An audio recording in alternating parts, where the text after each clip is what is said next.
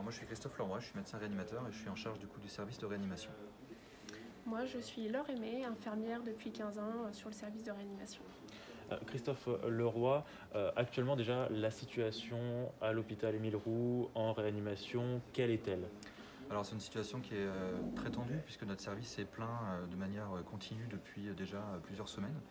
On a actuellement presque 50% des patients qui sont en réanimation qui sont des patients Covid et 80% d'entre eux sont des patients non vaccinés.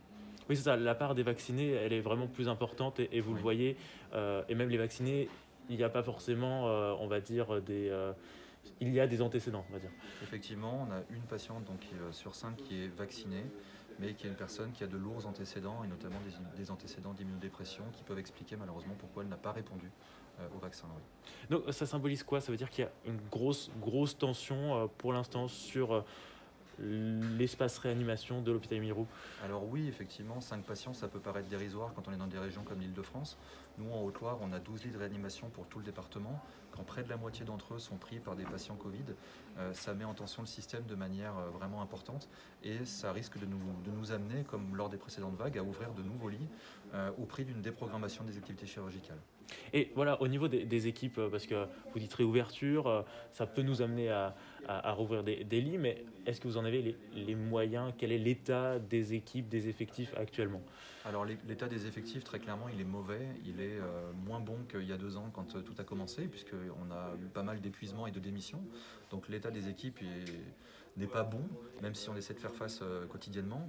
Et puis surtout au niveau voilà, des moyens matériels, on ne peut pas, à l'heure actuelle, en tout cas dans notre centre hospitalier, créer de nouveaux lits de réanimation sans avoir à prendre du personnel et du matériel ailleurs. Et donc le personnel et le matériel qu'on prend pour ouvrir de nouveaux lits de réanimation, ça vient directement du bloc opératoire. Donc un hôpital comme le nôtre, s'il doit ouvrir de nouveaux lits de réanimation, cela va obligatoirement passer par un arrêt des activités chirurgicales. Et même au niveau des personnels en eux-mêmes? Oui, ce personnel-là aussi, ce seront du coup des infirmières anesthésistes, ce seront des anesthésistes réanimateurs. Le personnel qui va permettre de faire tourner d'autres lits de réanimation qui n'existent pas aujourd'hui, ce seront les personnels du bloc opératoire.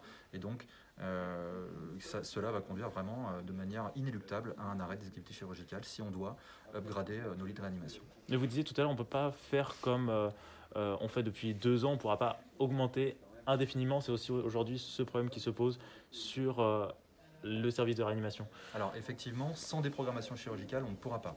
Même avec, ça va devenir de plus en plus difficile, puisqu'on voit que nos équipes se sont quand même très clairement amoindries. Et donc, je pense qu'on ne pourra pas ouvrir autant de lits qu'on l'avait fait, par exemple, en mars 2020, où là, toutes les équipes étaient mobilisées, on avait encore du personnel en quantité, on va dire, suffisante. Aujourd'hui, ça n'est plus le cas. On tourne actuellement en réanimation, même dans le service conventionnel, avec énormément d'infirmiers qui ont moins d'1 an de diplôme, parce que beaucoup ont jeté l'éponge jusque-là. Et c'est vrai qu'on ne peut pas demander à des infirmières qui sont insuffisamment formées de prendre en charge plus de patients sans mettre en danger la vie de ces patients. On ne peut plus. Et rentre en compte aussi l'état psychologique, ça joue aussi, et vous voyez aussi un effet?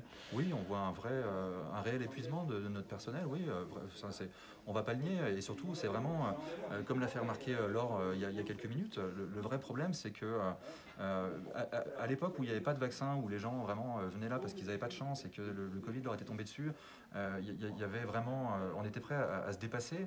Là, aujourd'hui, il y a la fatigue qui s'est installée, et puis c'est vrai qu'on commence à avoir du mal à encaisser autant de souffrance, alors qu'on a aujourd'hui un moyen de s'éviter ça, même s'il n'est pas parfait, on ne va pas se mentir. Le vaccin n'est probablement pas parfait, mais il permet quand même vraiment de réduire la probabilité d'une hospitalisation en réanimation et la probabilité d'une énorme souffrance chez les patients qui sont vaccinés. Vous utilisez un mot fort, on est presque le couteau sous la gorge. Oui, on est presque le couteau sous la gorge, effectivement, parce que là, on est encore à l'aube d'une déprogrammation de tout notre bloc opératoire, au moment où on parle. Et c'est vrai qu'on sent bien qu'on va priver certains patients qui n'ont rien demandé d'une opération chirurgicale qui peut parfois être capitale. Et donc, nous, psychologiquement, vraiment, on se sent, oui, le couteau sous la gorge, parce qu'on est, si je devais dire, entre le marteau et l'enclume. C'est vrai qu'on ne trouve plus de bonnes solutions à l'heure actuelle.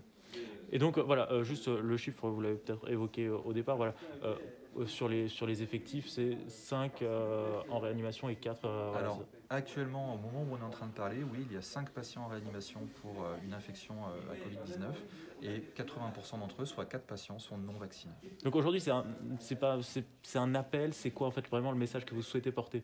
Vraiment, moi, ce que je souhaiterais porter, c'est, je demanderais à la population qui est à l'heure actuelle contre les vaccins de faire ses propres recherches et de ne pas écouter certaines personnes qui peuvent être malfaisantes et qui les découragent finalement à se faire vacciner. On a, comme encore une fois, Laure nous l'a fait remarquer tout à l'heure, beaucoup de patients qui finalement arrivent en réanimation non vaccinés et qui le jour J regrettent et nous disent pour quasiment la très grande majorité, j'aurais mieux fait de ne pas écouter X, j'aurais mieux fait de ne pas écouter Y. Et ça c'est vraiment c'est des choses qu'on a du mal à entendre. Nous, on veut Alors je vais me tourner vers Ouais. vous. Voilà. Vous, Laure, ça fait 15 ans, c'est ça que vous êtes en réanimation, infirmière en réanimation. Et là, vous arrivez à quel niveau, on va dire, au niveau psychologique, l'impact de ce Covid depuis 2 ans Bah, bien sûr qu'on fatigue, mais après, ce métier-là, on l'a pas fait par hasard. On garde vraiment toute l'énergie qu'on peut mettre dans nos soins, sur la prise en charge aux patients et sur la prise en charge des familles aussi. On est toujours à 200%, même si je vous dis, moralement, on est fatigué et physiquement, quand on finit nos journées 12 heures, on est épuisé, mais on est là pour soigner les patients et on sera toujours là pour les patients. Et on parle des patients, mais aussi sur les hospitalisations. Et la partie prise en charge des familles, elle est très très importante aussi. Donc ça rajoute aussi de la fatigue morale et psychologique parce que ces familles-là, il faut les accompagner aussi. Ouais.